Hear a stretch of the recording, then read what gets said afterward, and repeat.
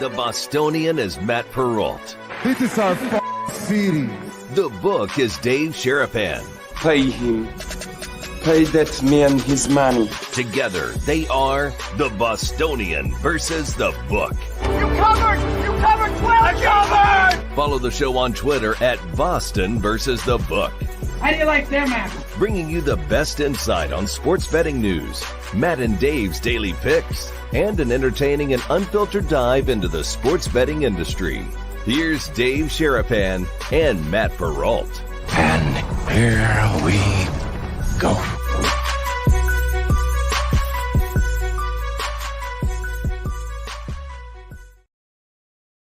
Hi, guys. How are you? Welcome into a day that is, well, not Friday. It says Friday. It's Thursday, but it's a roll call Thursday. Good morning. How are you? Thank you for being here, guys. I know we're a little late than what we've said we're going to be on Thursday because we'll tell you here in just 1 second. Dave Sherapan, Matt Perrault, live on our YouTube channel at Boston vs. the Book, live on Twitter at Boston vs. the Book, replayed on Sports Grid TV and SiriusXM. David Purdum, ESPN Chalk, if they still call it that, will join us here in about 15 minutes. So stick around for a fun conversation. I'm throwing pens. How are you, Dave? We're all a mess today. It was a late night last night. I said I'm used to these late nights. Man, I'm not going to say the same about you. You sound like caca. I didn't want to say it early for Will, but we'll pay attention today. We may get loose today because we're off tomorrow. There is no show tomorrow. If you guys subscribe to the channel, you'll know that. If you like today's show, we appreciate that. But it is Roll Call Thursday. At the end of today's show, we will ask where you are watching the show from with a 3-digit area code. Wherever you're at, wherever you're from, put whatever you want in there. It's like one of those things that if you put it up, I'll read it. If you put it up with a super chat, I'll definitely see it and read it because it comes in a different color. Yeah, I feel like I haven't slept. We were talking to people all night, but there's a guy in town that we had to reach out to, and he's going to be here today very shortly. Another hat guy. I mean, he looks great every time he's out wearing different hats as well. DP, I call him. David Purdum, you guys know him as. We'll talk a little bit of football. We'll talk a little bit of Bet Bash. We'll talk a little bit of whatever else comes up. But I don't know, man. It's only Thursday, P-Roll. These people aren't leaving until like Saturday. Nope. Late night. Really late night. I don't think I've had a 5-hour meeting. Man! Before. I think that was the first time I've had a 5-hour meeting. That was a legitimate 5-hour meeting we had last night at Circa. Showed up at 7:30, left at 12:30. So, yeah, the voice is shot for me. Yeah. I'm going to be drinking a whole lot of water today, trying to get through the show today. Operating about 4.5 hours of sleep. I'm operating on. So, yes, CBW 5. A 5-hour meeting. That was a late night last night. But before we get to David and I talk about Bet Bash as to what's going on here, because there were some cool things. So a lot of cool people yesterday, a lot of fun stuff happening at Bet Bash, and more stuff happening here today and tomorrow for the sports betting convention being held at Circa Sports here this week. The Big Ten Survivor is open still for you guys, $25,000. It's open for sign up. Deadline is August the 31st to be a part of this. If you haven't heard what we're doing as of yet, this is going to be fun. It's the first ever Big Ten BVB Survivor Contest, $25,000 prizes. These are games involving FBS versus FBS, so there are no FCS games available, so you have to look and plot out your entire year. But if we fill this thing up, we will get ourselves a $25,000 prize pool, and potentially one lucky person will walk away with $25,000.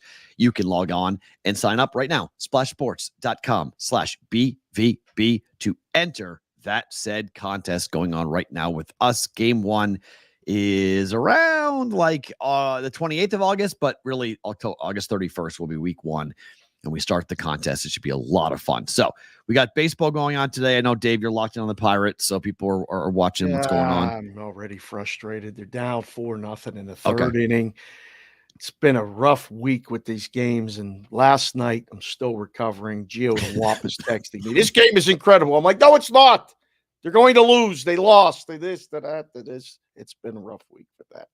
So this morning we got up to some news that Nick Foles is retiring from the NFL. Yes. Nick Foles is walking away after 11 years in the league. This is an interesting story for me as a Patriot fan because you're trying to think about, Nick Foles walking away. Has there been a more memorable play than the Philly special? No. Is that the most memorable play in the history of the Super Bowl? Wow. Trying to think because we've had big. I didn't really see that one coming from you because it was against the Patriots. Was it not? But think about. David Tyree's catch. David Tyree's catch was pretty big. Yep, that was pretty impressive. But that wasn't a play call. That was a moment. That was Eli Manning just running around and chucking the ball up for. And yes, Jeff Benny, I do remember the illegal formation call. Yes, it was not called. I agree. It was not. Oh, here we go. Illegal formation. Here we go. We're going to go that route. Really? And flagged. But I don't know. I was thinking this morning, I was like, Nick Foles is known for one thing. One, a nickname we're not going to say because I'll give you a break. And then secondly, for the Philly special. Uh-huh. There's been other more memorable NFL moments. There's been better NFL moments. But as a Patriot fan, I'm going to remember the catch that Edelman had in the 28-3 game against the Falcons. I'm going to remember the Patriots coming out as a team coming out in 2000 when they were introduced as one and came out. There's been moments where you go yeah, that's memorable. But play calling, that was a moment where they were we're going to call this right now in this moment, and nobody saw it coming. I don't know. I'm trying to think. We got guys in the chat. We got girls in the chat. Think of a memorable. I think it not moment. Play call, because Tyree's catch is crazy, right? Pins the ball, and that's nuts. And then, for you, the immaculate reception, that wasn't a Super Bowl moment.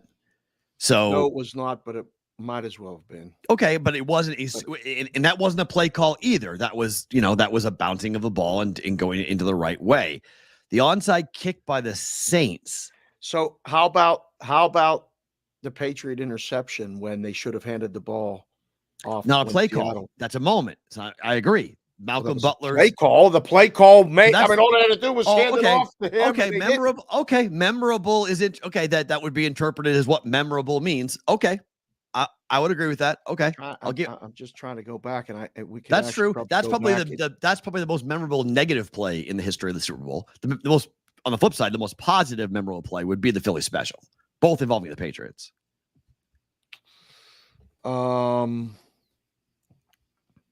Yeah, there's just so many moments are coming to my head. I got these, Yeah, it's an incredible call. To call that play in that moment, that 2-point play, in that moment, to make that throwback when no one saw it coming, and it was oh my gosh, what a gutsy call. Wow, CBW went with a deep cut in the chat there. John Riggins on 4th and 1 against the Miami Dolphins when they ran the ball, and he broke it for a touchdown. Kids, you'll have to go back and look at that. The team was actually called the Washington Redskins at the time.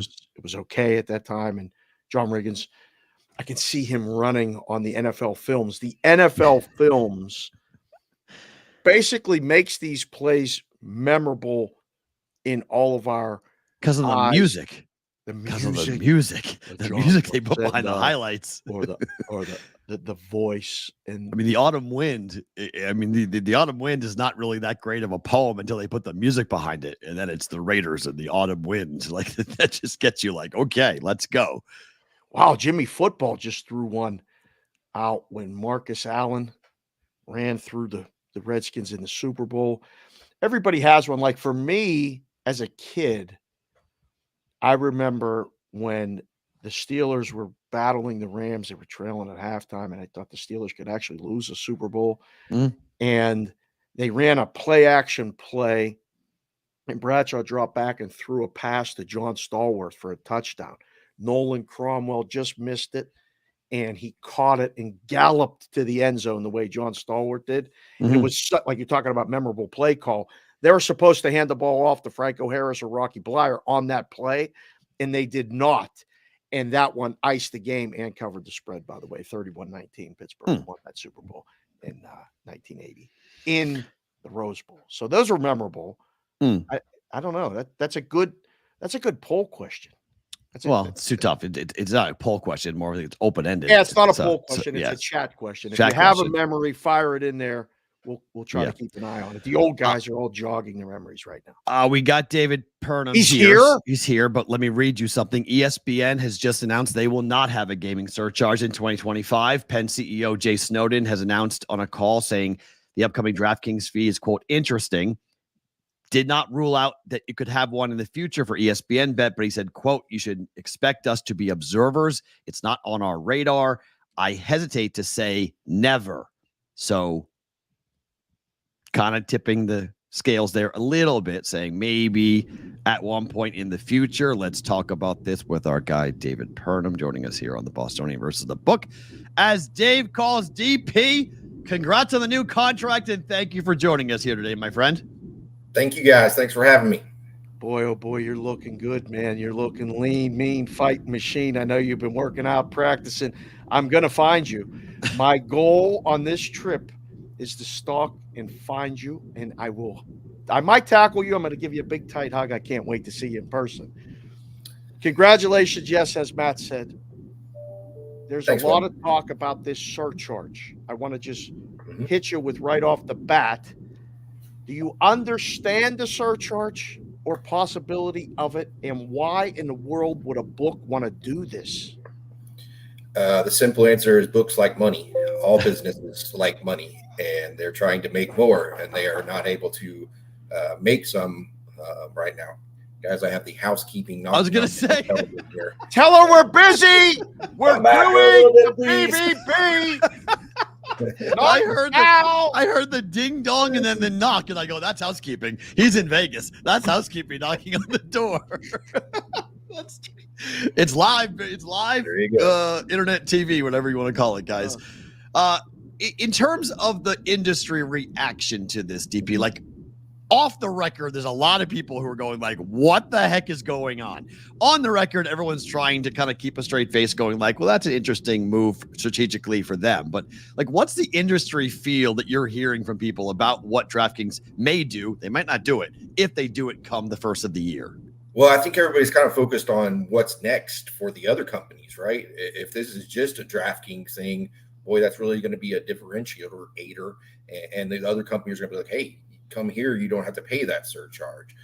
The people I've talked to, I think the majority, the consensus is that there will be some other companies that add this on in those states with high tax rates. We're talking New York, Illinois, Vermont. What is Illinois? Did I say that? Yeah. Illinois, Pennsylvania, New York, and Vermont. New York's the other one. So DC has a tax rate that would seem to qualify it for two, but that's just kind of a brand new market in terms of opening up to multiple operators. So people are very, very on edge trying to figure out what's going to happen. Now, what will this do? How will the bettors react, right? Well, they're going to be outraged on Twitter. I ran a poll and they said 80% of us will not bet with any book that offers us a surcharge. I'm going to take the under on 80%. Not everybody will leave. Not everybody will throw a big fit. I thought Chris Grove, who was a friend of your guys' show, I know he had some good points about how, when they changed 6 to 5 blackjack payouts and everybody was up in arms. Well, handle on blackjack has only gone up. Parking fees in Vegas. People are up in arms. People are still coming to the casinos. And his phrase, Chris's phrase, his deal, it was they have a good way of turning a a pain point, which would be this extra fee, to a perk, right? So they're going to figure out different ways. Hey, come bet with us. We'll figure out how to get rid of that surcharge for you. So I think the reaction has been tense to begin with, but I think it'll kind of even out eventually. So you're here in Las Vegas, which, again, I am so excited because we just need some FaceTime. But you're here at Bet Bash, which has been a thing that Spanky put together with a lot of help from some other people, and there's things and panels and all this stuff going on. Are you here to learn? Are you here to, get outs? Are you here to help run a syndicate? Or because you have no idea at times what people are going to come up to you and say or what they're doing. This is one of the most unique things going on in the space in the country, is it not? Yeah, it really is. You don't get this group of people, this variety of people that are so serious about sports betting from the bookmaking side, from the odds making, and from the betting side. So it's really a fascinating time just to kind of meet with people. I'm here to give an induction speech to a guy that's getting inducted in the Sports Gambling Hall of Fame, Chuck Shop. They called him Chuck Sharp back in the day.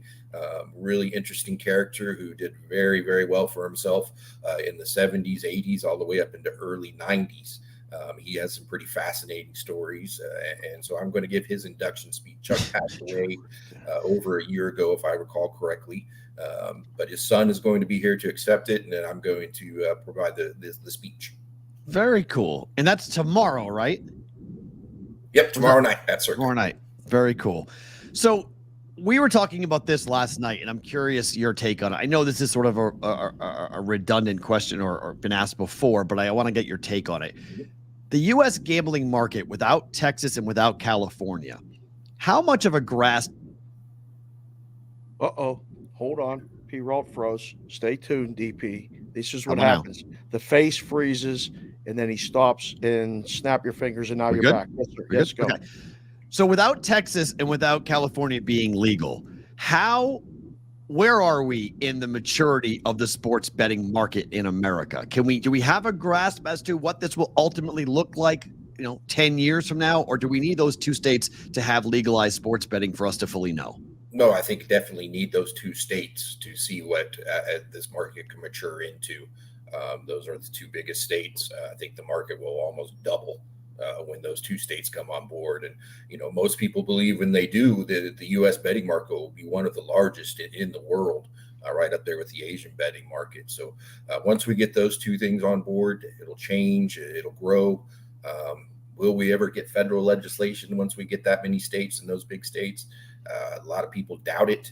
Probably don't think it'll happen in my lifetime. But maybe eventually it will because of this patchwork of regulations that all these books have to deal with. I can't take bets on this in New Jersey, but I can over here.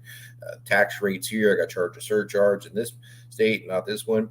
I almost think as much as they've been against federal regulation that eventually they're going to be, golly, if we just could have one law, we could all take bets across state lines and things like this. This actually might be easier. So we're a ways away from full maturity. We're only 7-8 years here, 6 years into it. So we're a ways away.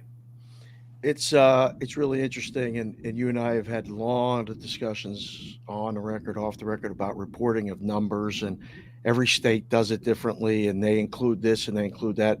One way to do it would be awesome, and I think people would welcome that within this space, as long as it benefited them most of the time. You know that.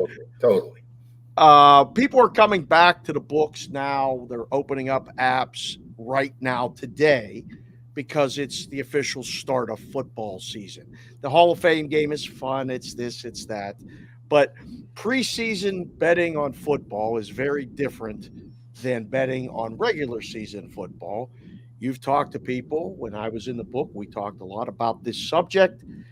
What's the buzz? And I don't mean about the Carolina-New England game, because New England is favored tonight by 6.5 or 6 points, and nobody knows why. They're not favored in one game all season. That's a different story. What is your opinion, feedback, or whatever for preseason football in general in betting from both sides of the counter? I enjoy it. I think preseason football is underrated, in my opinion. I do, because there's nothing else on TV at this time. I cannot watch another Pirates-Cubs game. Come on! I can't do it. I'm like, okay, that's enough of these same teams over 162 games. That's too much. I can't do it. Baseball. Thank God for the Olympics to kind of keep us going here, soccer and so forth. But I like preseason football. When you talk to the handicappers, people, on Twitter, you got to be a degenerate if you're betting preseason. Right. No, I disagree completely, because the information that comes out for preseason football is more impactful than almost anything. If you can hear that a quarterback is not playing this and that before, you can get ahead of the market and you could get some value. So I do not think that preseason football is a crapshoot waste of money. I think that the handicappers, the really good guys, they pay attention, and they may not be able to get as much money down, but they know that the information that they get is probably more impactful in the preseason. So we have 9 Major League Baseball games tonight. We have 2 preseason games tonight in the NFL. Will the handle for the 2 preseason games outdo the 9 games in baseball? I agree with Dave. I think it will. The numbers from the Hall of Fame game were crazy. Absurd. 17 times more money was bet on the Hall of Fame game than the most popular baseball game. That night was a Thursday night. It was like a 5-game baseball slate. It was kind of slim on that. But I always find that fascinating. First goes now, it slows down towards middle, and then people lose a little bit of the buzz. But people are excited to get back and bet football, and the handle, I expect it to be greater on those 2 games than probably all 9 of the other ones combined. Hopefully neither one of those games gets rained out, though, because that brought up another interesting point in the space, because the games forever, at least the rule in Vegas, is if the game's not played 55 minutes, it's a refund. Now, other books in other states have this unless unequivocally decided little caveat into the house rules. David, how important are knowing the house rules? 1, exist, where to find them, and 2, maybe read them before situations come up, right? Like I tell bettors all the time, are you aware of this factor that could come into play? I find most people don't even have a clue where to find them, let alone when they know, they don't read them. Agree? Yeah. I mean, the house rules, they used to be, know the house rules. It's posted here at the Westgate or whatever. And you could go over there and look. Now they're kind of buried on the websites. They're long, they're cumbersome to find. And secondly, I don't even think they hold up all the time. They'll make exceptions, and they'll try to help people, though. The sanctity of the house rules has decreased significantly, and you just don't know. And like I said, books it's almost a free roll to challenge it, right? Hey, can I get my money back on it? Maybe they give you a free bet, maybe do something like that. So it's different. But the 55-minute rule had been pretty unanimous for a long time there in Las Vegas. Now we have the new things like if the game had already gone over the total or something like that, they would have paid out. Yep. A guy scored a touchdown on their props, they pay out on those. So it's different. The house rules, though, they're just not as fundamental, I believe, as they were in the past. David, tonight, as Dave said, like the Hall of Fame game, people bet it, but 2 games tonight, a lot of fan bases watching. Have bookmakers talked to you at all about how the public may or may not react to betting totals when it comes to the new kickoff rules? Because it looks different. Like it's people who haven't seen it tonight are going to go, what is going on with kickoffs? And where the ball starts for a drive might dramatically increase if teams are actually returning kicks this year. Yeah, actually, that is, we're doing, betting storylines entering the regular season, and that is, of course, one of them. And one of the Patrick J, who is the lead bookmaker at ESPN Bet, he kind of said that he thought that the most direct impact on betting was going to be on these live micro betting markets. Will this be a touchback and things like that? Do you think people will try to find little edges? He's going to monitor the kickoff rules like everybody, see if it impacts the scoring. From a trading perspective, he told us that, he was interested to see if it led to more advantageous field position to start drives, and if it turns into more scoring opportunities. So everybody's kind of taking a wait and see approach. They're paying close attention to preseason. This is kind of, I guess I would compare it to the baseball changes a couple years ago when they went to the pitch clock and the steals, bigger bases, those kind of things. And guys were like, okay, we're not going to overreact to start. We're going to pay close attention and see what happens. And I think that will be the case too. Now, if you're a handicapper, maybe you take advantage of that. Maybe you do see this being way more impactful. You see this being worth 3-4 points or whatever it is, and you add that into your numbers, and then you may be able to take advantage. So definitely something that it's going to be a big storyline, in my opinion, to start off the season. Talk about wait and see approach, DP. And that was a nice drop in with baseball reference. I know you're watching baseball despite the fact that you say you don't want to watch baseball no more. What about college football? Yes. We're beyond excited here on Bostonian versus the Book to talk about college football, watch college football, have people that can't wait to bet on college football. And you need a map, like our map for Dab the Map and Roll Call Friday at the end of the show, which is Roll Call Thursday. But you don't even know teams in what conferences. Everybody's matchups are going to look different. I know this is reason number probably 8.3 million why I'm glad I'm not working in a book right now. But trying to make heads or tails of college football season, one, it's very exciting. But books are playing defense as far as odds to make the playoffs, who's going to win a championship. I think, is it me or is it more wide open this year than it has been in a while? I would think so. I mean, you're going to get 12 teams to have a shot, right? So each of those, you've got to probably cannot get as short as you would normally on a Georgia and Ohio State. Maybe they would be a little bit bigger favorites than they are this year just because so many of our teams. You mentioned the travel. That's one of the betting storylines that we're doing. You guys heard of circadian rhythm? It's basically your body's internal clock. Yes, right? sir. And they used to do this study. They did a study in Stanford way back, I think it was late 90s, and they did 25 years of NFL games. And they found that the West Coast teams, when they would travel to the East Coast to play on a Monday night football game, because that would be 6 o'clock instead of the 9 o'clock, that their internal body clock, that's when you peak as an athlete. So I thought that was kind of be interesting. We have way more games. We have over 30 games this year of East Coast going to West Coast and West Coast going to East Coast. The last 3 years in college football, there's only been like a dozen. So we're going to have way more of that. It'll be something to watch, something I've read about, learning about the body's internal clock. And when your athletic performance peaks, which is about 6 o'clock p.m., your standard time. Interesting. David, we went up to Reno to do a show with Circus Sports, and Mike Palm came on the show and expressed his desire, his support for the repeal of the federal excise tax bill. It's been written by a politician here in Nevada. It's been introduced. What's the likelihood that that gets passed, and how closely are the books watching that legislation? They're watching it. They would like it. Obviously, it's 0.25% off the handle, and that goes to the federal government. Nobody's ever really been able to decipher exactly how they use that money. It goes into a general tax fund.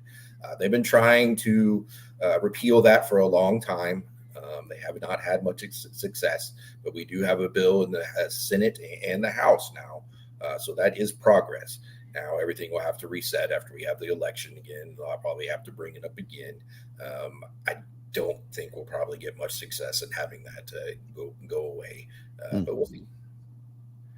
Last one for me, sir. You're talking about circadian rhythm and all this other stuff, and I've been practicing. I've been out rucking. I've been following P. Ralt's lead, trying to get into shape because I want to know what time I could pick you up and take you to a pickleball court. Make sure you're in your peak rhythm. I don't want to hear about East Coast, West Coast travel. When are we playing pickleball? Is there one downtown? Is there a court down here? No, I'm going to take you away from there. They ought to put one like on the roof of Circa or something. Oh. Don't give Stevens any more ideas. He might do it. We'll have a pickleball league. We'll have to put up lines on it and all this other stuff. Man, oh, man. Thank you for joining us, sir. P-Rod, if you got anything for him on the way out. But I'm going to find you later. Yes. I got a homing device. I got people telling me. You always say that. I'll see you in a few hours. Yeah, you disappear straight. Thanks for having me, guys. Hope you guys have Thanks, David. David Purdum from ESPN, ESPN.com, joining us here on the Bostonian versus the Book. Great to get him on, as always, here on BVB. I don't know what is going on with our system, but I'll get it fixed tomorrow when we're off, because I got to figure that out, because I have no idea why that happens. But we see David in the big box. You guys see me in the big box. No idea why that's happening. No. The show, David was in the big box on the. I flipped it. No, I had to go back in and flip it. So okay. if you looked at what we see from a return from us, David, I was in the big box the entire interview, but the audience saw David in the big box because, thank you, J. Stephen KC said, "Hey, Matt's in the big box again," so I had to flip it. So I don't know what's going on, but we'll figure that out for Monday. All right, couple things. We told you guys about this before. That when I got you, I got you. I got you. There's two. I got you. Welcoming them. Yep, I got you. I'm already How on can we think like this without even talking? I know what we're doing. Hey. So we said it yesterday that if you guys are watching the show for the first time, we're going to put you on screen automatically. Junebug, welcome. Thank you for being here. Normally watching the replay on Sports Grid every night. Thank you for coming in here live. Is this your sister or is this just big sis Lisa? Oh, this is just big sis Lisa. I don't know. I don't know Lisa at all, but I mean, I feel like I know her because she's in here hanging out with us. This is awesome. So that's the first time. Show a whole lot. We love you too, big sis Lisa. Oh my gosh, are you kidding me, June? Hey Dave, I am from Arkansas. Have you ever called the Hogs? Have you ever? No. What have you? Yes. See, this is the beauty of this show. I learn something new every single day, let alone every week. What is the call? Who do you call? You call Pig, Suey, Razorbacks. Oh, that Woo Pig Suey thing? Woo, Pig, Suey, Razorbacks. Yes. I did a show with a guy named Brady Tinker, and he stopped the show. We were talking about Arkansas and like Texas were playing each other, and he just did that. And I was like, hold on, what was that just now? And he's like, well, that's what they do at the games. And I'm like, well, if you guys ever want to see the most awkward, ridiculous calling of the Hogs, go watch Dana Altman's press conference where he was introduced as a new head coach of Arkansas, which lasted 1 week. They made him do it at the podium with all the Razorback fans. And I seriously think that caused him to rethink his entire life when he had to do it. He was like, what am I doing? Why am I doing this? Get me back to Omaha. I can't do this. You were at the press conference or you were watching it live? I was watching it live, but it was awesome. It's on YouTube if you want to go back and watch it. It's unbelievable. Wow. Yes. Wait, there's an Iowa State Fair hog calling contest, but it's not the same type of hog calling, though. Iowa fans don't do the Pig Suey. Woo, Pig Suey Razorbacks. They don't do that. So I don't know. It's different. I have to figure out a way to spend some time in Iowa and really take in all these things that happen here. I mean, they carve out cows. Going back to my life, or the butter cow, going to the Iowa State Fair to go check out the butter cow would be worth it. 100%. Wow, now there's a pig calling thing. Well, that's we can go to Fayetteville and we can go and watch them call the Hogs before the game. The crazy thing is that a Razorback is a crazy looking animal. You ever seen a Razorback, like a real Razorback looking pig, a feral pig? They're crazy looking. They're scary. They kill people. Like literally. It looks very similar to a javelina, does it not? A what? A javelina. Never heard of that. What's a javelina? Boys and girls, a javelina and a Razorback look very similar. Okay. I have a javelina, which I thought might have been a Razorback, run by me on a golf course in Arizona. And I thought here in the West? No way. Can't be similar. It's a feral hog. So, like a Razorback is a feral hog. It has hair on it. Yeah. It has tusks. Yeah. Like it is a scary looking SOB. It has what? That's what a javelina has too. Really? It looks like a pig. Yeah. Interesting. And it has horns and Fatty Mercy saw one too in Arizona. Oh, see, I mean, Razorbacks are a lot bigger. Razorbacks they put them in a cage. Like at Arkansas games, they have a Razorback in a cage. So it was on the field before the game back in, I don't know, 2002 or 3. This is a weird thing that the SEC has done for a while that I've seen from a distance. They bring these animals right on the field. Oh, yeah, 100%. Like I thought Ralphie the Buffalo was like one of the, cool but kind of odd. Have you ever seen that thing up close? A buffalo? No, that thing, Ralphie, like one of the Ralphies. Never. I've never been to a Colorado game. Oh God, Ralphie is gigantic. When they run that thing, it's like, wow. So there's that. I mean, Oklahoma does the Sooner, which have 4 horses that run on the field. Right. That's cool to watch. Yes. Alabama can't do an elephant. That would be awesome if they could, but they don't. Auburn does the hawk, the straight up real hawk that goes around. LSU has the tiger, which is, they have multiple tigers, and they stopped bringing the tiger onto the field. They just have it in like a glassed in area. You can see it on the way to the stadium. So you can see they don't put a real tiger on the field, but they have a real tiger on campus, though. Mike the Tiger. Yep. Junebug, Mike the Tiger at LSU. You have UGA, which is like UGA 9 or something for Georgia now. You've got the Aggie for Texas A&M. That dog's on the field all the time. What are other SEC? Longhorn, they bring that big ass Longhorn. Yep, they have a big ass Longhorn where they run that thing on the field. Yep, that's true. They do that at Texas. And what other SEC teams have live? The Gators don't bring real Gators. Thank goodness. South Carolina Cocky. I actually partied with Cocky. I partied with that rooster. Hold on. Does that qualify for Will or no? I don't know. You did what? Cocky is South Carolina's mascot. And when TJ and I pulled up in Columbia for the first time, we parked next to the people, the handlers for Cocky. And we drank and partied with them pregame with Cocky from South Carolina. At some point, we're going to recreate all of these moments when we really can go and partake in all of this.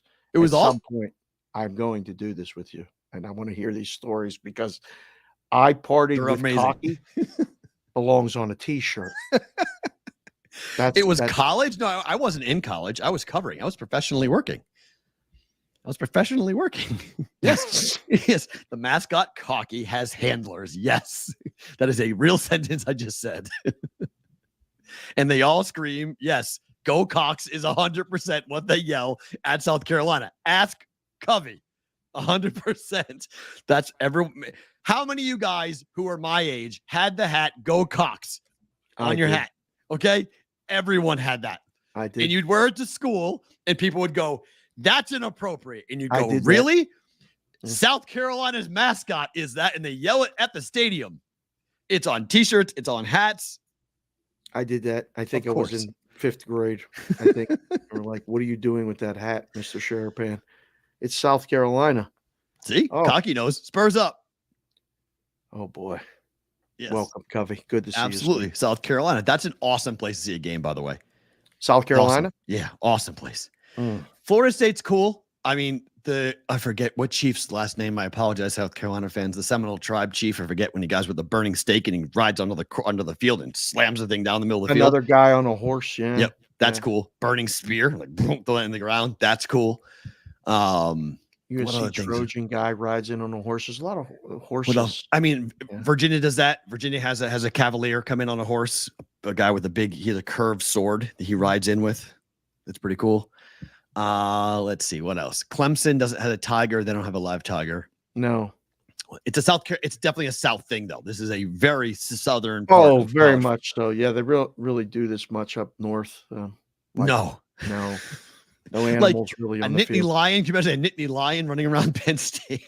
No, the mascot is cool, but he's a guy in a costume. He's right. not. They're not bringing a Nittany Lion down from Mount Nittany, although they're up there roaming around. No, we're good with that. No Wolverines in Michigan. Oh my. No.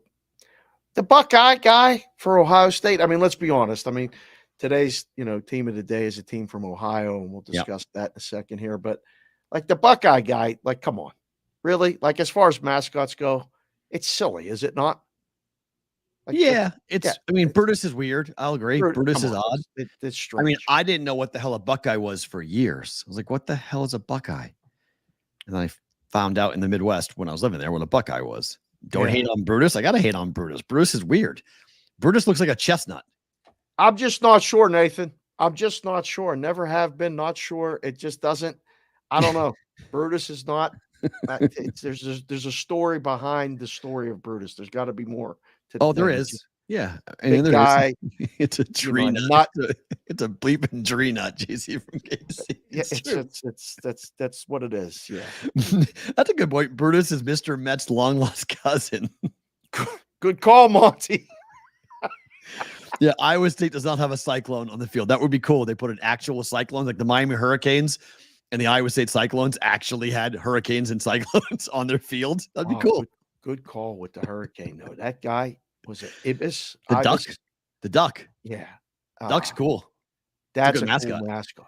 But there's different, that's the problem though, right? There's mascots and then there's like live animal mascots. Like they're two different things. Very different. Right? Very different. Because like Big Al at Alabama, Big Al is great, but he's a stuffed animal elephant. He's not a real elephant. Like a real elephant would be awesome. I've always said that. Like Alabama should do a thing with like a real elephant coming onto the field for like the national championship game or something. If they had a real elephant on the field, that would be awesome. Who doesn't like elephants? Oh, Sebastian. That's his name. Sebastian's mime, his mascot. Sebastian. That's Thank you, AOWN. See, we got fact checkers. We got people from all over the country, different countries watching the show. What is a candy? A candy Buckeye? You can eat it with chocolate?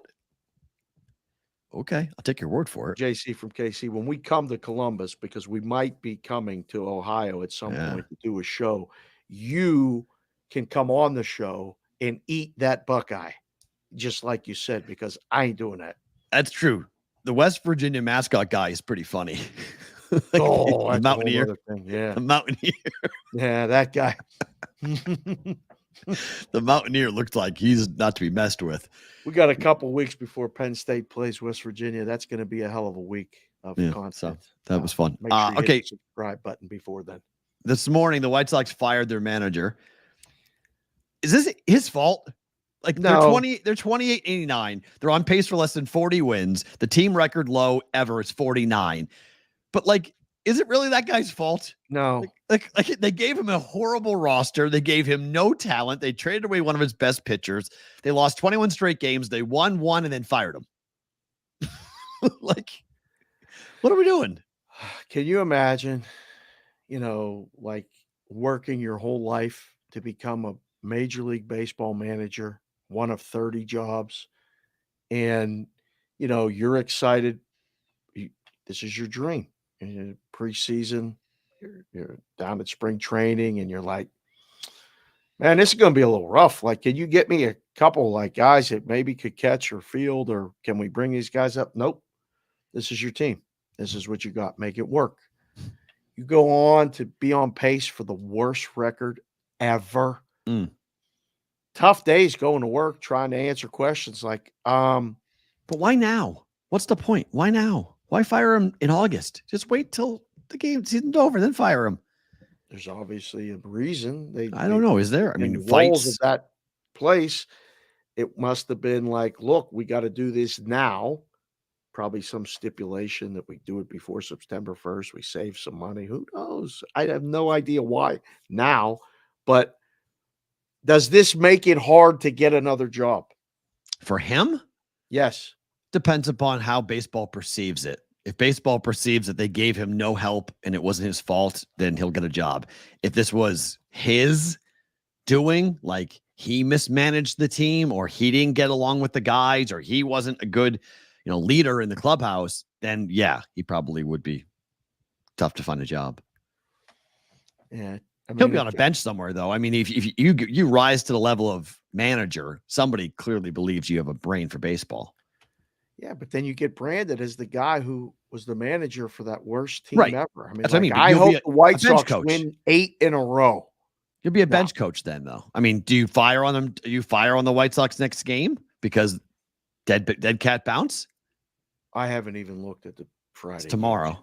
Game. Yeah, I think they play today. They play the Cubs at home. It's fireworks night, right? And they just fired the manager. I mean, there has to be some turmoil behind the scenes there. It's like, all right, I hope you enjoyed that West Coast trip. Thanks for winning that game. By the way, you're fired. Don't come in on Friday. Well, I mean, that's why they came back home and they're waiting to do it. They're going to fire him after the trip. Maybe that's why they did it today. It's interesting. Right. Team USA is laying 15.5 to Serbia. That game's going to tip off here in a couple of minutes. Any thoughts on what Team USA will do today? France won. Yep. France beat Germany. So France is going to play for the gold medal for the winner of this game, which is going to be the USA. They're going to win the game. Mm-hmm. Do they cover? Surprise the total. Did the total come down? Went up. What did it open? 186.5, I believe, and went up to 188. Let's see. Hit refresh. Current number. Yeah, it opened up 186. Yeah, and a half. It's up to 189. It's moving right now. Guys, if you're watching the show. That's why I'm on the same bet that I was on last again. What? Team USA, team total over 52.5 first half. That was a pretty smooth, easy win last game, was it not? And it was at 55.5 or 54.5 when I bet it last game. The theory that Serbia is going to play slower, but I think the game goes over. I think both teams are going to score. Yeah, I don't know if they have enough to completely change the way they play. I think they just have to play Serbia has to play their game, slow down the U.S. a little bit to have a shot at winning. The number tells me they're going to cover. Like I'm just looking at the lines, and I'd rather be taking right now than laying, but I don't really have a strong opinion on this. They have 2 games left. You got to be careful because Team USA might just throw it into high gear and goodbye. Like when they want to play 4 quarters of 40 minutes basketball, they're going to blow out whoever they play. Right.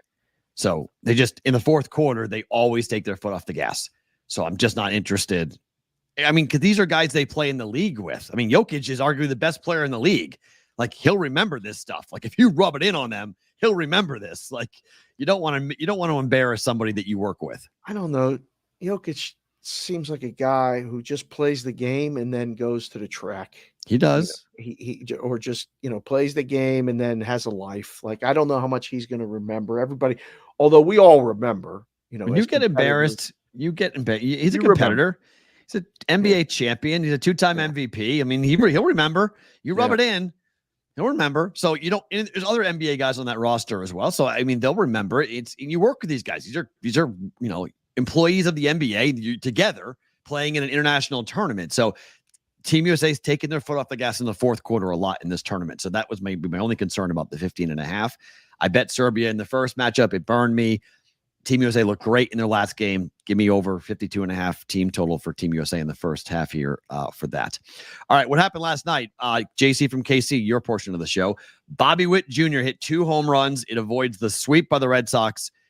I know your answer is no, but is there any way that Witt can win the MVP? Is there any way possible? Boy, oh boy, we got a couple guys that, man, it would be great if he did. He's not that far, but look at the number on Judge. That's crazy. I just minus 1350 for you guys that aren't watching the show live. We put up these graphics and stuff. It's really cool. Minus 1350 Aaron Judge, plus the next choice is 5-1. You get 5-1 on Bobby Witt Jr. And the next choice after that, might as well just drop it off. Right. Because Gunnar Henderson is having a great season, doing great things for Baltimore. He's 24-1. And then Juan Soto, because he's a Yankee, is 48-1. Jose Ramirez is somehow 130-1. And then Rafael Devers is 200-1. Dejuice, this is an American League. This is AL MVP, not NL. Cattell plays in the NL for Arizona. Yeah, this is decided. This is unfortunately. Yeah, unless he gets hurt, right? It's over. Unless he gets hurt. Yes, that's the only way. You got to take some major couillons right now to not vote for Judge for the MVP. It's not like Bobby Witt's not deserving, but how can you not vote for what Judge is doing? It just stinks for Witt and KC Royal fans and people that have some big tickets. Covey, I see you working.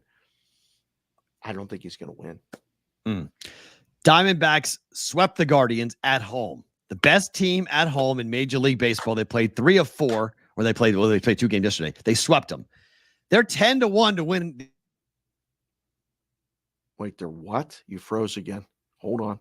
10-1 to win the NL pennant. Is it too early? Are they peaking too early?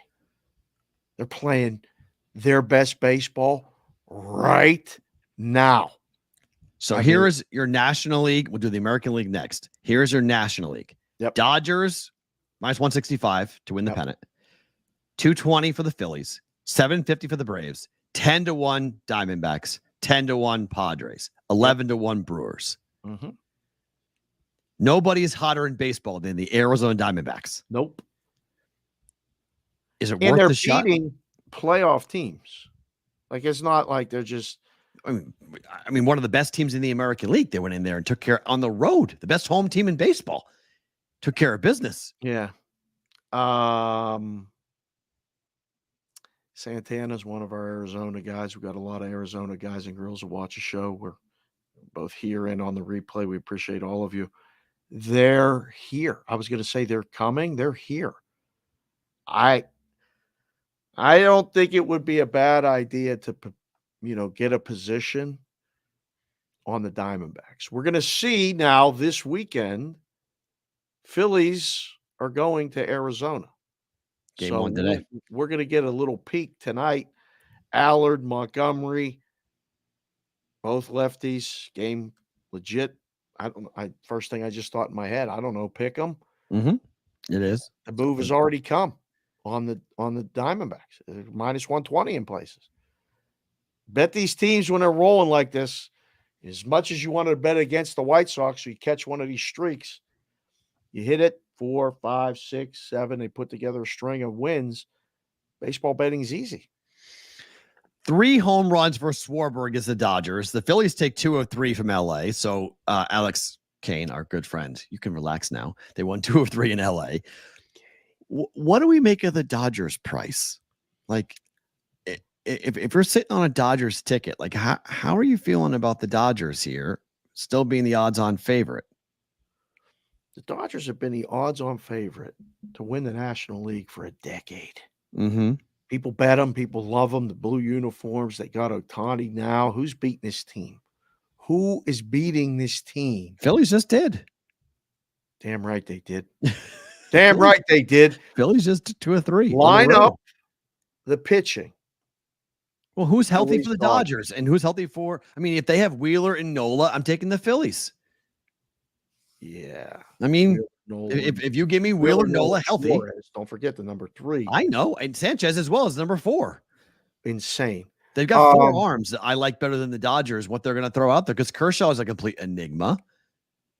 I don't even know if Kershaw starts a postseason game. Okay, right now I am not sure. We got to say, hey, Big Clayton, we're going to have you come out of the pen for a spot or two, but we're not starting. It might get to that point. Okay.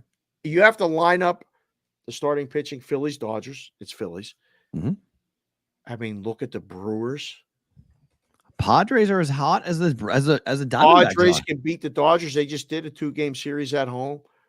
The Diamondbacks, line them up. This is where people, if you're old school baseball, this is where you probably would be a little bit annoyed. But modern baseball means get into the tournament, play your best baseball at the end of the year. It's looking like football a little bit. April and May don't matter. Stockpile as many wins as you want. That's great. You win the division because of that. But realistically, is that big of an advantage? It is, but it doesn't mean you can't get to the World Series from the wild card spot. We see numerous teams numerous times do it. So if you're the Phillies, great. You win the division. That's awesome. But the Braves are a team that could be formidable to deal with them. Same thing with the Padres and the Diamondbacks when it comes to the Dodgers. Like LA, go ahead, win the division. We're good. As long as we're in, let's see what happens.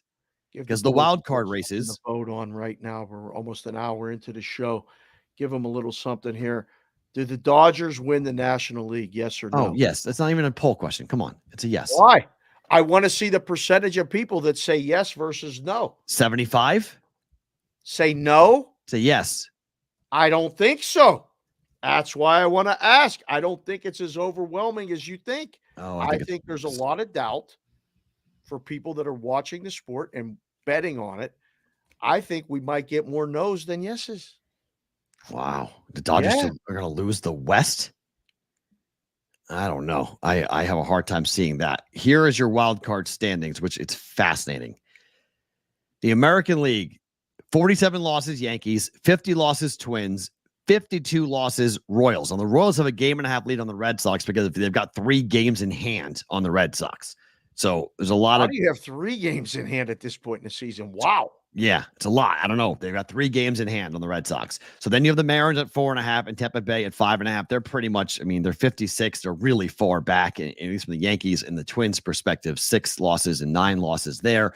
And then you got the 52-loss Royals. So there's a little bit of a contest for that 3rd wild card in the American League. The National League is a complete and utter mess. 52. Now the Diamondbacks have the best record of any non-division leader, 63-52. They caught the Padres. Wow. Okay. Same record as the Padres. Braves are at 60-53. Jeez, the Mets are getting in, aren't they? Man. 2 games in hand. Uh-oh, you froze. Hold on. Stop talking.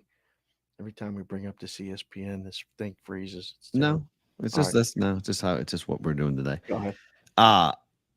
because I have nothing open besides this. Okay. Mets, Braves, Padres, Diamondbacks. Who's not making it? I don't buy the Cardinals, Giants, Pirates. Sorry. Rude. Sorry. That's just rude. Sorry. I think you can go. I mean, it's nice to put the Cubs and the Reds on there just for courtesy purposes. You can cross them off the list. Yeah, goodbye. The Pirates will be crossing off the list if this 10-game roadie doesn't go well. We'll know by this time next week. We'll have a better, clear picture for them. Looking at that, the Braves got to be like going, man, this Mets team. I mean, we have to beat them. The Mets aren't making it. Butchie hates the Mutts. Calls them the Mutts. He's been calling them the Mutts for years. Won't even grace them with their correct name. Deuces, Butchie. Great to see you hanging out. I don't know. I have a feeling like they're going to be there the rest of the way. That's the question. When is Mookie coming back? That's for Mookie Wilson for the Mets. I don't think you can play him. No, for the Dodgers. Oh, Mookie Betts. When does Mookie Betts come back? Because that will change things dramatically about who wins. Because if the Diamondbacks catch the Dodgers are a wild card team. So now we're talking about 2 wild cards left. Diamondbacks and or Padres. So that would be wild to see how that's going to happen. So I can't wait. National League and American League wildcard races are going to be fantastic for the next 2 months. It's going to be absolutely awesome. Let's go. 2-run shot Brewers, by the way. So on that. So they're putting up a lot of runs today. Brewers scoring a lot of runs today. Circa Sports Pro Football Team of the Day. If you guys don't know by now, my gosh, what is going on at Circa Sports right now? A ton of stuff with Circa Million, Circa Survivor, 6 million guaranteed, 10 million guaranteed, million and Survivor. 2 ways to win. No rake. Must be here in Vegas. To sign up, if you're going to sign up, well, the contest offers are available. Email info@circasports.com for contest room rates. Just one gets you 25% off a room at Circa the D or the Golden Gate, all the way up to 3-night complimentary stays at Circa Sports and Circa Resort. If you get 15 entries into the contests, either one available right now here in Nevada. The Brownies, number 12, Cleveland Browns. Team of the day. 8.5 is the win total. It is juiced to the over 138. At first blush, given the division, can the Browns make the playoffs? Can they? Yes. Why not? 3 teams can come out of this division. Mm-hmm. I don't think 4. 4? No. Yeah, Has that ever happened? That they can all make it. No, that's never happened. That's never happened, right? Well, I don't think so. Not with this extra wild card. I don't think because we haven't had. It was never really possible before because of the way. Yeah, right. We didn't have 3. 7. Yeah, we didn't. Now there's 7, right? Yeah. So wow. I mean, if every team goes 9-8 or better, that last team could win a tiebreaker or something and get in, and all 4 teams get in. But I don't think so. Can't see it. No. Schedule's not easy either. No, can you find 9 wins on this schedule? They open at home against Dallas. Do you have the numbers? Because are they home dogs to the Cowboys? Wow, I'd be very surprised if they were. Hold on. I do have the numbers. Let's see. Ooh, man, I have 25 things. Because I need to know who the Browns pissed off again in the league office. What do you mean? It just every couple of years it just rotates and it's they play 4 of their first 6 games on the road. They play 3 straight road games. You don't normally see 3 straight road games without an international game. Cleveland is a 1-point home dog. Yep, figures. Okay, makes sense. At Jacksonville, 1.5-point dog. Home to the Giants, 6-point favorite. 1-2 start. Vegas, Washington, Philly on the road, all 3. Holy crap. So they come to Vegas. So we get the Browns here. A bunch of you guys, if you're coming from Cleveland for that, make sure you reach out to us, thebvbshow.com. Send us an email. You're coming. That'll be kind of fun. Browns fans will come on and take this place over. So they win one of the 2 games in the first 2. They win one or both of those games going to the Vegas game. I think they go to Washington and win. So that's 3. They don't go to Philly and win. That'll be surprising. So 3-3 after 6 for me. I have 2 and 4, and then Cincy, Baltimore, Chargers at home. 3 straight home games. 3-game roadie and then a 3-game homestand. Yep. So odds are they take 2 of the 3 home games. Fair. I don't know which ones. I mean, I guess I have them 4 and 5 at the bye. So at Washington, they're 3-point favorites. At Philly, they're 3-point dogs. Cincinnati's a pick 'em. Baltimore is a 1-point dog, and Chargers is a 3-point field goal favorite. So win 2 of 3. So I have 5 and 3. You have it's 9 games. So you have 5 and 4. I have 4 and 5. I had 3 and 3, and then 2. I have 5 and 4. I have 4 and 5. You have 5 and 4. Yeah. Gets a lot easier after. Not a lot, I shouldn't say, but gets easier. On the road against New Orleans. They favored on the road? They are favored at New Orleans minus 2.5. Yep. They'll win that game. Home for Pittsburgh. 3-point spread. I don't even need to look. I know what it is. That's what it is. Yep. Browns favored? Yeah. Thursday night, they win that game too. 2 wins in a row. That's a Thursday? Yep. Okay. I have them now at 6 and 5. At Denver. Monday night. 3.5-point favorite. They probably win that game too. Wow. So they come out of the bye with win for me. Agreed. And then at Pittsburgh, home for KC, at Cincinnati. They're not winning at Pittsburgh. They don't win again, Dave. Wow. Lose out Kansas City, Cincinnati on the road. Home for Miami. They don't catch them there? Nope. Maybe. Give them 1. Fine. And then at Baltimore. Well, that flips it. I mean, 8. I have wins. 9 because if they win that Miami game. I have 8 wins. What's the juice on the 8.5? Over minus 138. Yep. All right. Give the football guys, and I don't want to hear that, I don't like Cleveland because I love Cleveland and my Cleveland brethren. We just signed up the Shrew. We did. Palmer, and I wore the Cleveland stuff, which I love. I saw, Berksey yesterday and, Cleveland guy. Over under. Cleveland, 8.5. You got over, you got under. What do you got? Let's vote it out. Wow, we got a lot of no's on that. Will the Dodgers win the West? See that? Yeah. 55-45. 45%. Surprised. I would bet it heavily yes. That means what do you think? What do you think the majority rules right now? What do you think this comes with Cleveland? I think we get more under bets or more under votes. Yeah, I would agree. It's Browns. Did you see Jameis today? Like Jameis is he had a quote. I don't even know what he said, but I retweeted it at Sports BK and said it was phenomenal. Just a soundbite. He's the backup. Right. To Watson. Browns fans, and this Brownie guy is ridiculous. But I get a lot of comments on this when I wear this one out. If you see too much of Jameis, you might be in trouble. Oh, yeah. Well, that's Watson's hurt. Yeah.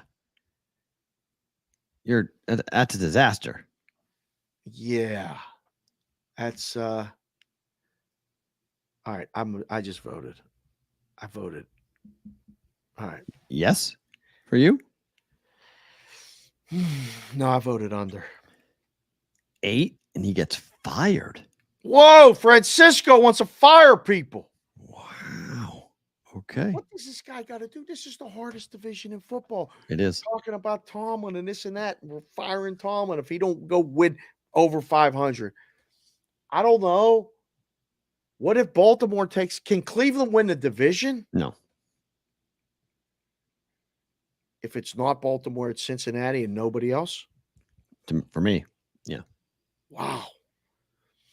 See, I don't know. I think Cleveland could surprise if Lamar gets hurt, Baltimore takes that step back. I think Cleveland and Cincinnati are closer than people think just right now.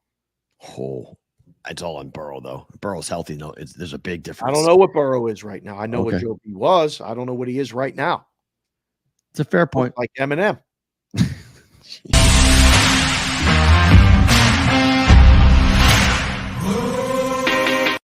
On that note, Brigade Proxy Service Pro Football story of the day. you guys can send a text line 702-570-8255. We're going to go see D Hump later today. He's signing up with us today. J-Hump, sorry, not D-Hump, J-Hump, coming in for us today to sign him up for the contest. If you guys are coming in, 702-570-8255. It's August. We're busy. You can also email the show at thebvbshow.com. Links are on that site to everything. The Survivor contest for the Big Ten has a link there. You can send us an email on there. You can join the Discord channel on there. All available on thebvbshow.com. This would be horrifying. What would you say? How would you react to DK Metcalf swinging a football helmet at you? Because that happened yesterday with Seattle. The story of this week, NFL fights everywhere. Yeah. All these teams fighting. And DK Metcalf, if he does it during a game, DK Metcalf gets a 3-game suspension. Minimum. He's not going to get anything besides a fine for doing it in practice. Saw a video of a kid at Appalachian State. We know him, beating a book. He posted it today. The kid ripped off. Saw it. I mean, and knocked that kid almost out on his feet. Have you ever seen that happen in person? A helmet? No. Guy getting hit with a helmet? No. So I have. Oh. And you talk about the sound of a punch and what that sounds like. Right. If you've ever been in a boxing match or a UFC fight or an alley fight, a bar fight, you hear that crack sound. Now you have a helmet and you hit someone in the face with it. An NFL helmet weighs like 8 pounds. It's not light. It is like, I don't know how you're not disfigured. I don't know how. I mean, I feel like if struck correctly, it can be a fatal blow. Oh, no, it can be. Absolutely. Yes. Temple shot. Oh, yeah. It's over. A over. guy like DK Metcalf, like, it's a gigantic human being. It's over. Lights out. It's something that it just, I don't know, man. Like, what do you do? What do you do? Penalize them? Like, what is the answer? I mean, you can't have it. Like, at some point, I feel like so many things in this world are dividing us and making people quick to just snap. Like, there's a buzz about people and things. And I mean, I just see it through the kids. Like, tensions are rising for just whatever reason. As mad as I would be at a teammate playing football, I would never think to rip his helmet off or rip my helmet off and use it as a weapon. The other guy with it as a weapon. Fair, right?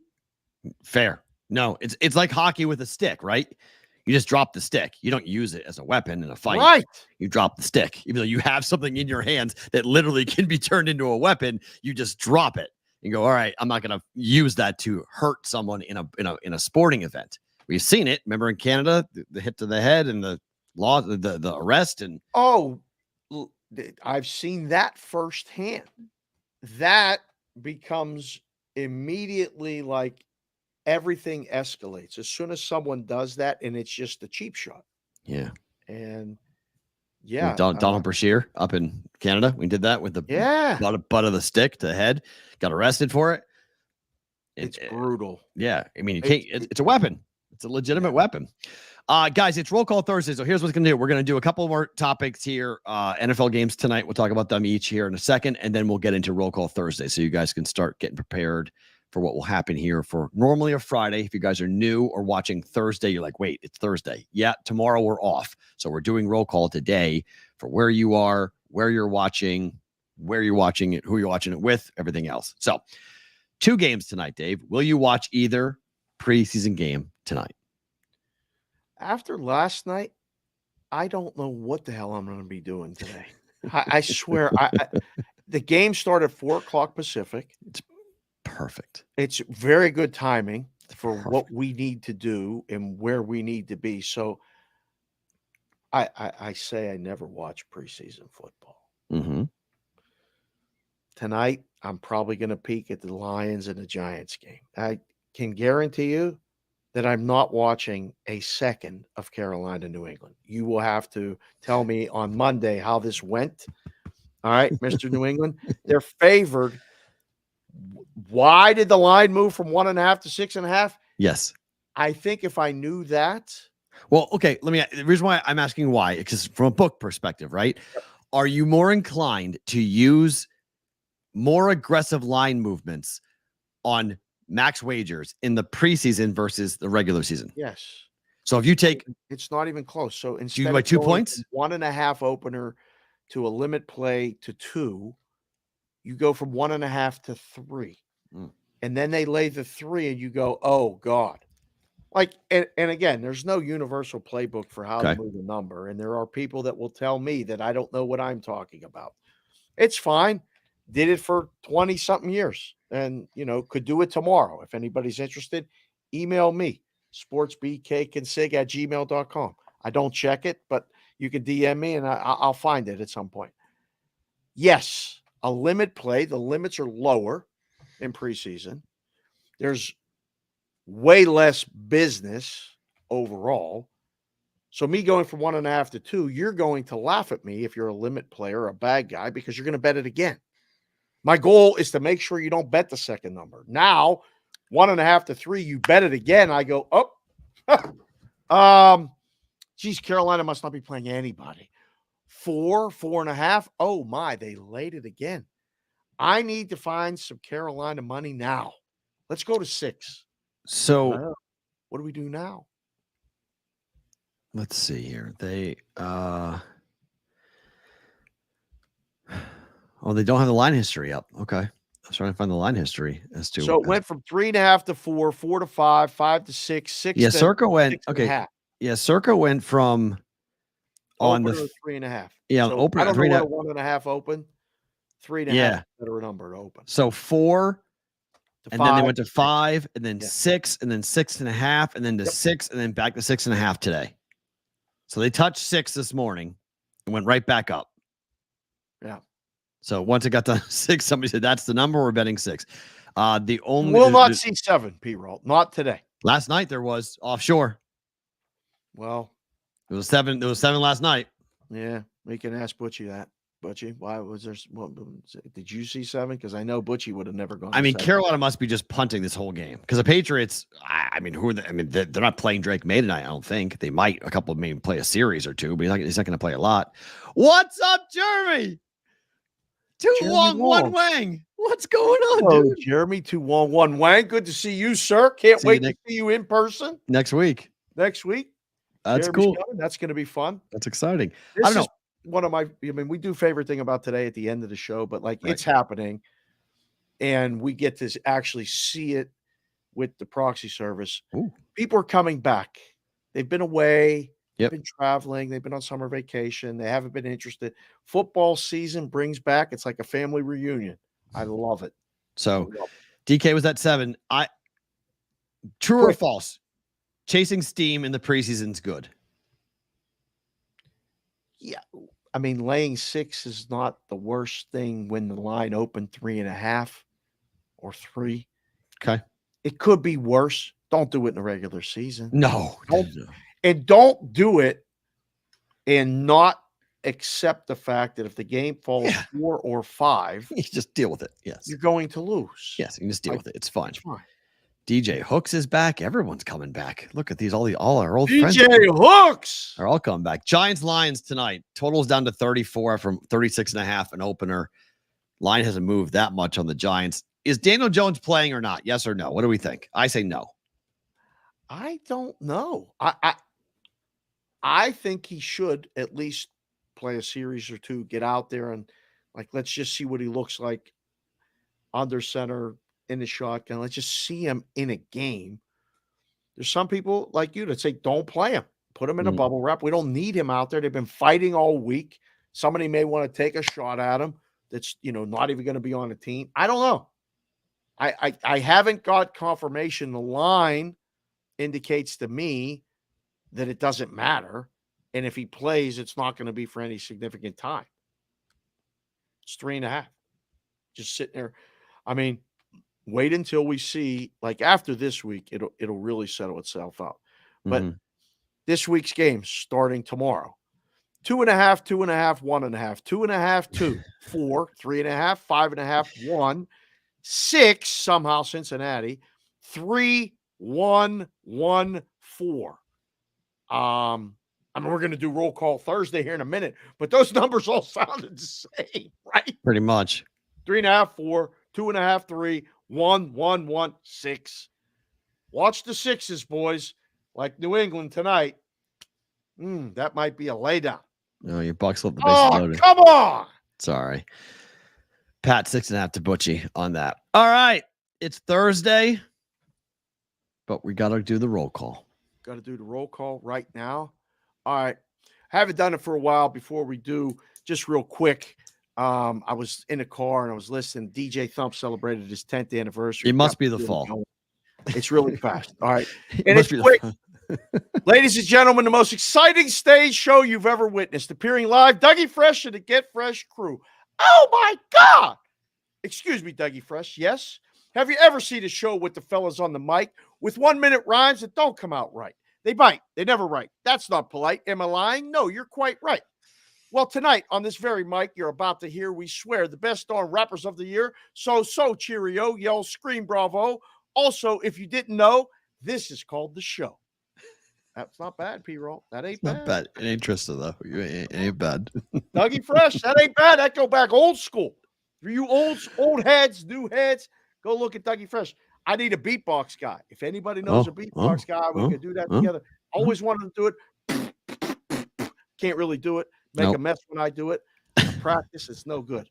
All right. You putting them up on the screen? Yes, sir. Get this going right now. Well, perfect. JC from KC. Welcome, sir. Put on the Cleveland hat for you. I can't do it, and I can't do the whole thing in the Cleveland hat. I'll do it for you. 216, Cleveland, Ohio, 81 degrees. Bobby for MVP. Man, we'd love to see it. All the anti-Yankee guys. But Judge is going to win it. It's going to win it. Sorry. Erod Sean, 703, Centerville, Virginia, 80 degrees, humid AF, and rainy. Wet. Hot, wet, moist, humid. Oof. PB 941, Venice, Florida, 88 degrees. Happy football is back. Go Pats. Stop it with the Pats nonsense. I can't take it. 4 wins this season. JPC to 4-3-1-3. Detroit, Michigan, 3-1-3. We all representing them tonight. Lions, watch that play. Blue Spader, 702, North Las Vegas. Matt and Dave, enjoy your Friday off. Thank you, sir. We'll be looking forward to seeing you at the live show upstairs, 3rd floor at the Circa, August 22nd, 23rd. Yeah, we'll start hammering that on Monday. We'll start telling you guys all about the live show. Yes, come in. See us. Be great. Jade Albets, 410 St. Michael's, Maryland. Enjoy the weekend, fellas. Enjoy the weekend as well. Deuce Daly, 603 Windham, New Hampshire. It's just, what is going on in New Hampshire? It's 74 degrees on August the 8th. Like, what is going on? Is it good? No, it's freezing cold. Lows of 60 at night. It's comfortable as hell. What are you wrong? No, it is not. That is freezing cold. It is not comfortable. 60 degrees in August is ridiculous. Soft, man. No, I ain't soft. Trust me, it's cold. It ain't normal. August is not supposed to be 60. Not for a low. No way. George E. Mason, good to see you, sir. 902 Charlottetown, Prince Edward Island, Canada. I've been waiting every day for Georgie to say he got the hat and send a picture of him in the hat. Today, no? Did he send a text while we're doing the show? Yeah, before we went on the air. I think he texted. He got the hat? I believe so. Somebody got the hat. Somebody got the hat, but Georgie hasn't put it on his head yet. I got to see what this man looks like. Right. Please. Can't wait. Ryan Andrew Fletcher, 703 Chantilly, Virginia. Raining and watching between jobs. Don't get in trouble, Ryan Andrew Fletcher. But thank you for being here. Let someone else know they can watch us too in between jobs. Jim Montgomery, Monty, 215. Philly Burbs, rainy 78 degrees. The Phillies are back. The Consig kids will be back in Philly. Tickets confirmed, bought, purchased. I will not be with them originally when they get there, but I might be there on the back end of the trip. Nice. Monty, stay ready. I got to see you and meet them kids. CBW, 315 Oswego, New York, 75. soon to be very wet from Debbie degrees. Hello, Debbie. Talking about a hurricane, you sick mofos who thinking like P-Route laughing. Wet from Debbie. That's a whole different story. Sonic, the wrench, my man. 602. Keep it together. We got 15 minutes. Phoenix 602 or so. Good weekend to our show host and brigade. Good weekend to you as well, sir. Thank you for being here and everything that you do behind the scenes. Vinny Konwinski. Said it right, but I like to say Konowinski. 260 Fort Wayne Home Run Derby. X in town this weekend at Tin Cap Stadium. Must be minor league? I don't know, but take the hat. If you go and take a picture of you in the hat, post it, tag us at Boston versus the Book. If you're watching the replay right now on Sports Grid and you have Twitter, tell us whatever time zone you're in, this and that. Tag us, put us in there, let them know about the show, and you're watching it on there as well. AOWN 319, Waterloo, Iowa. Pete Rod, have you ever been to Waterloo? Yep, multiple times. Okay. Yeah. Should we go? Sure. Nice part of the state. Excellent. Good news. AOWN, stay tuned. Roger Long, 765, Clinton, Indiana. Sunny with optimism. That's a good weather report right there, Rod. Appreciate you, sir. Senior member of the brigade. Francisco Ochoa, now used to be Escondido, California. He's in the 951 Hemet, California. 95 degrees, trying to stay cool. Losing that battle today, Francisco. It's hot. Little muggy here, too. Justin McCullough, small C, big C, 2 L's. Scottsdale, Arizona, 97 degrees already and getting hotter. It's August, and it's Scottsdale. It's going to be hot, Scott. Stay cool, brother. Robert Kilroy, 775, Reno Robert. I love this. Thank you for being here, sir. We might be back up to Reno. We had that very successful trip up there and show. It's not far. And, man, that Lake Tahoe was – I still – gorgeous. The pictures. I looked at them last night just to remind me how cool that was. WV Punch Drunk 1, 304 in the land of the future, 1-0, West Virginia Mountaineers. Is that a typo? Are you crazy? What are you mother, what? You know who they play? We are Penn State.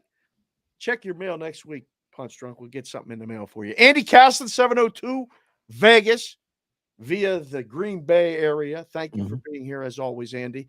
DJ Hooks, 609. DJ Hooks, Atlantic City. Let's go. Nathan Phillips, 614, Columbus, the Buckeye State.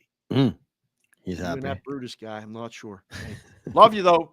We listen, Ohio people, we may be coming. Oh, let you know. Lamb 212, New York City. Enjoy your weekend, fellas. You do the same, Lamb. Thank you for being here on Roll Call Thursday. Santana, 480, posted in Tempe, Arizona for work. Vacation week. Vámonos, Serpientes. They're playing well. Team's getting hot. Kevin Roper, holding it down. We need somebody in Mississippi. Kevin's here every single week. We do this. We move it to Thursday. Shows up, checks in, 601, Hattiesburg, Mississippi. Love it. We're getting some numbers on the maps even on Thursday. This is good.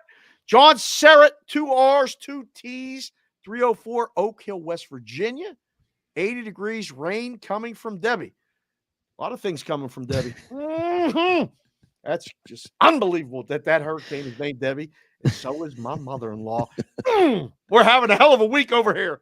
Era Abrahamian. I know that's how you say it.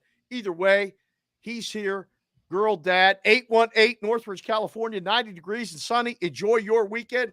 Enjoy your weekend, sir. And you know who's playing the Dodgers this weekend. I like that avatar, but big weekend series out in Chavez Ravine. Does that say Fatty Maris? Yep. Hello, Fatty Maris. I have not recognized you as being here before, so pardon me. It's your first time. No, he changed his name. It was Matty Ferris. And he flipped it to Fatty Maris. Remember? Oh, Matty Ferris. Okay. And he didn't like his handle, so he changed his handle. He changed his handle, and I like the Vancouver Canucks, although I like the old logo better. But that looks great. The beautiful Northwest, Gig Harbor, Washington, 72 and sunny in the 253. Gorgeous. Damn, that sounds nice right about now. There's my man Pierre in the cut. Shave him up. Full razor, all services at the barbershop in the 317. Indy 81 and cloudy. Enjoy the weekend, Brigade. Love you, Pierre. Working on getting to the 317 myself. Just stay ready because I got the number. I just text you and say either I need a ride or I need a shave. Maybe you could do both. SoCal DJ 951 Riverside, California, 91 degrees in the desert. Got to wear a jacket. What is a jacket at 91? Come on. There's Butchie the Bookie.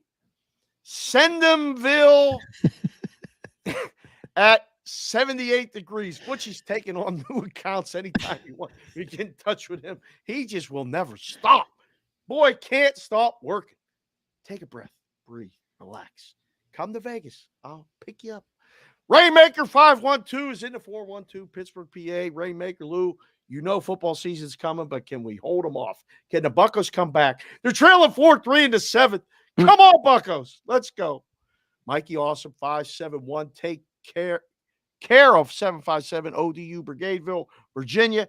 Can't wait for ODU football to start.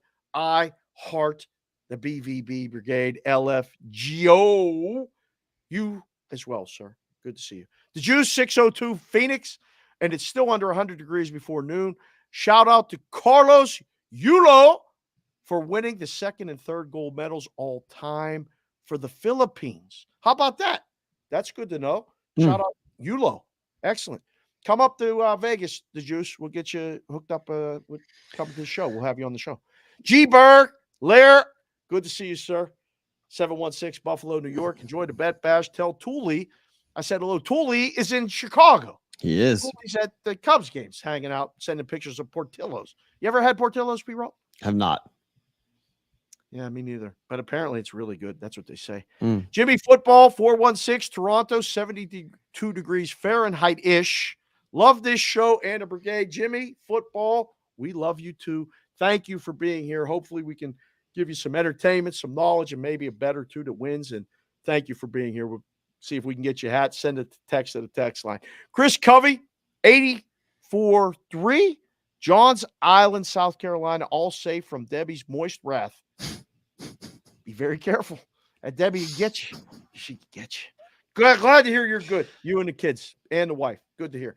Dawn-Farrow, 928 Yuma, Arizona at 100. Let's go, Arizona Cardinals. Kyler and Harrison taking us to the playoffs, baby. LFG. P-Roll, you think they make the playoffs? They're going to be better than people think. Better than people think they making the playoffs. I mean, I don't know. I'm not saying yes. I'm not saying no. Joe TFP, which stands for Joe the Fat Panda, 303 Denver, Colorado, just made it. Love to see you here, sir. You went back to Jimmy Football. How'd you do that? Oh, sorry. Sam Licata, 314 St. Louis. Go Cards, go Mizzou. Met a couple St. Louis guys this week. It was just there you go.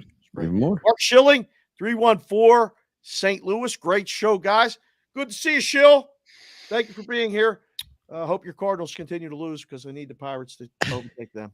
And that is your roll call Thursday for us here with the BVB Brigade. Good stuff, guys. Appreciate you guys all watching and popping in. We appreciate it on the replay. You guys can put your roll call on the YouTube mentions or on the Twitter mentions. Go ahead and do that if you are watching on a replay, or just go to at Boston versus the Book if you're watching on Sports Grid TV tonight. All right, Phillies and the Diamondbacks. We talked about this a little bit already, but this is a hell of a game, is it not? Yes, it is. Again, we can give you both sides' opinion. There's no team hotter in baseball than the Arizona Diamondbacks, and this is when you want to bet them. You get them at home with a short price. Then you go, all right, wait a second. The Phillies get the best record in the National League, don't they? They're okay. Do they hit lefties? That's the first thing I would look at in the handicap. How do they do? Because with Schwarber and Harper and Stott, and I mean, they got a bunch of lefties in the lineup. So this is probably, if they have success against lefties with all those lefties in the lineup, this is like, wow, I'm getting the Phillies at even money, small minus. I don't know. What's your first thought if you've got to pick a side? Diamondbacks. It's Montgomery. I mean, I like their pitching matchup better. They're at home. Everyone's saying over, huh? Smells like an over. Smells like an over. Over. No, that's my first thought. Everyone likes over. We'll dive into the numbers this afternoon, but my first thought is over. Okay. Which would lean me to the Phillies. I told you guys before, a lot of times when I can't decide on the side, I reverse engineer it and go from the total, and then I can find a reason for the game to go over. Who wins an over game more likely? Phillies. Right, but not necessarily the way the Diamondbacks are hitting the baseball right now. Knocking the cover off the darn thing. Right. It's been amazing to see so far with the way that they're playing. It's been pretty wild.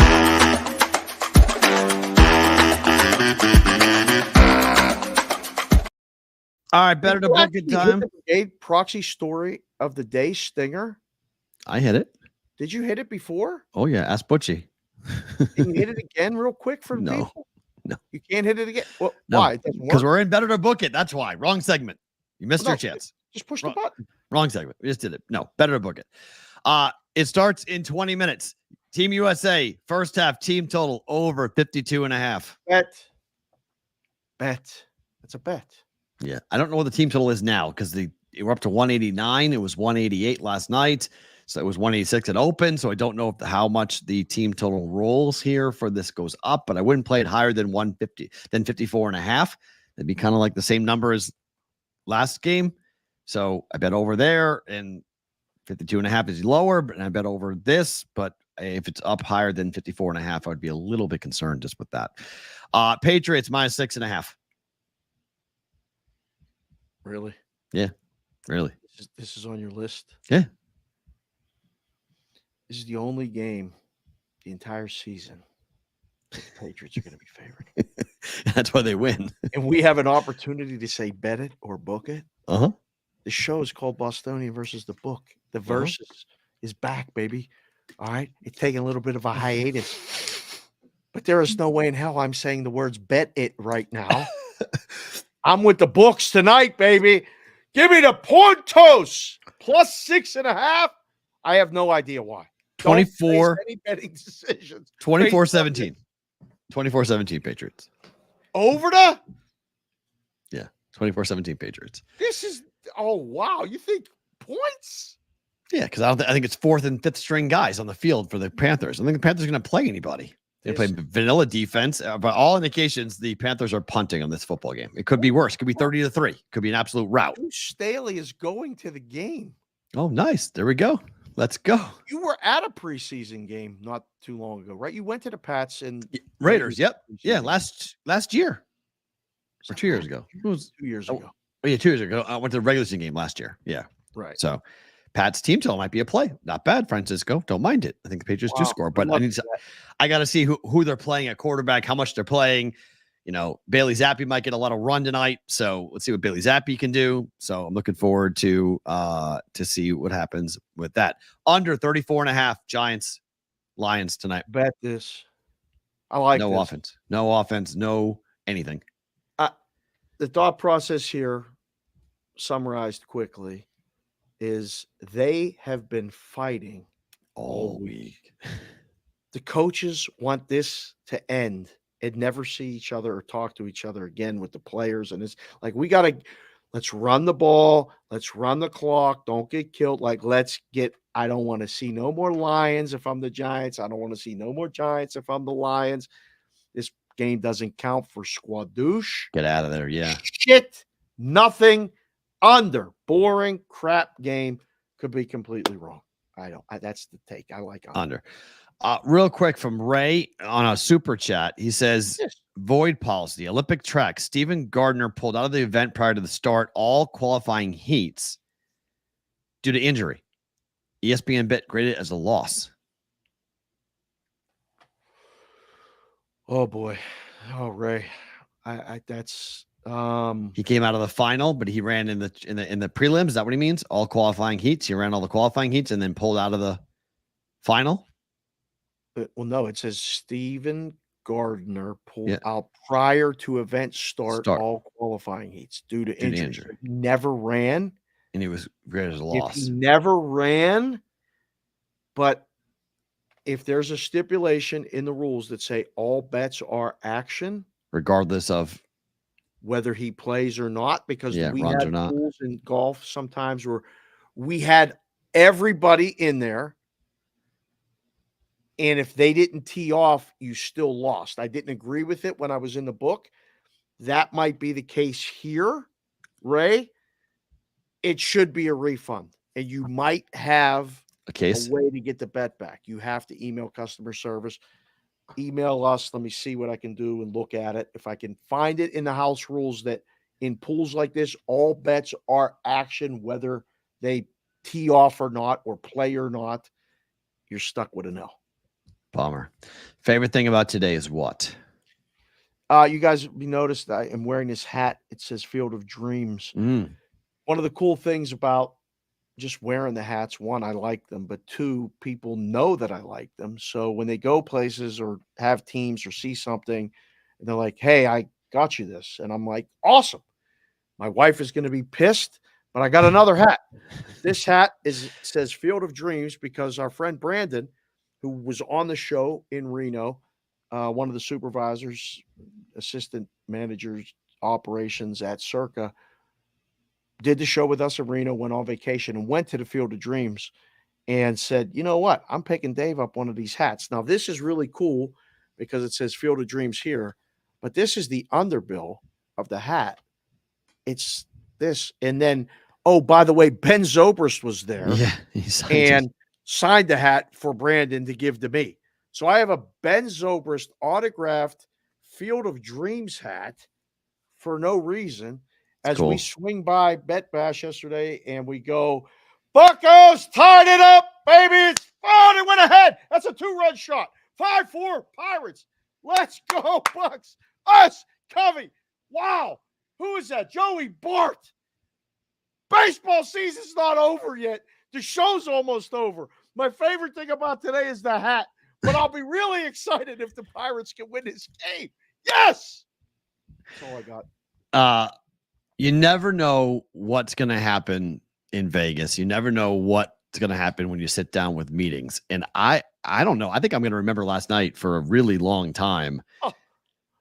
So we had a chance to sit down with someone who was looking at the show and talking about the show, and we got a chance to just go through. It's always fun to go through and walk somebody from nuts to bolts, nuts to soup, whatever you want to call it, from how the show started to where the show is, to someone who like sees the show, gets the show, understands what we're doing, but then go, okay, how did this start? Like, how did this all begin? How did it begin? Where did it come from?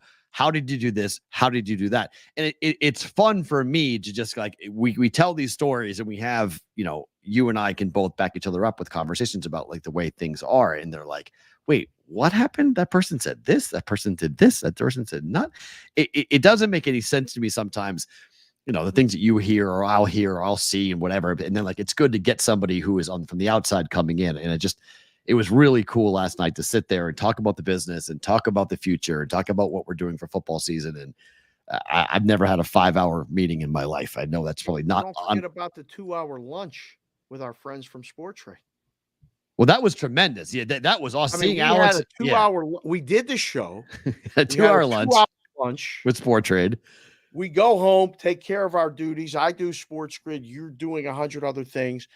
We get a text, or you guys here? Yes, we go down and we talk, more about the show, swing through the room, see everybody, shake hands, high five, leaving, see more people. Guy from Boston had a New York basketball jersey. That made no sense. How that worked, but yeah, it made no sense. It's fun for people to, a couple things. When they say they feel like they know us, right? Without having met us, it's a testament that I think the show is real. Oh, Two, yeah. Your guys' community is awesome. Thank you. Yeah. That's on everyone watching the show. We can't control that. It's organically growing. And then 3, as we're sitting there talking in a casual lunch, they go, you guys sound exactly the same as you do on the show. You guys are actually doing the show. And we're like, yeah, we're just having lunch, but that's what the show is. Just two guys sitting around having conversation. So yesterday was my favorite thing about today was yesterday, just reliving what happened yesterday. Guys, no show tomorrow. We are off. So thank you for being here. Have a phenomenal weekend. There'll be a replay on Sports Grid tonight. This weekend will be a best of show. And then we're back on Monday for a live show. We'll recap everything happening from Bet Bash. I guarantee you there'll be stories from tonight, Friday, everything else on Monday. It should be a lot of fun. Hope to see my you birthday on Monday, too. That's I'll right. be 54. Dave's birthday tomorrow on Monday. We'll have a birthday version of the show. Yes, sir. Dave, Matt, have a great weekend. We'll talk to you on Monday for another episode of the Bostonian versus the Book.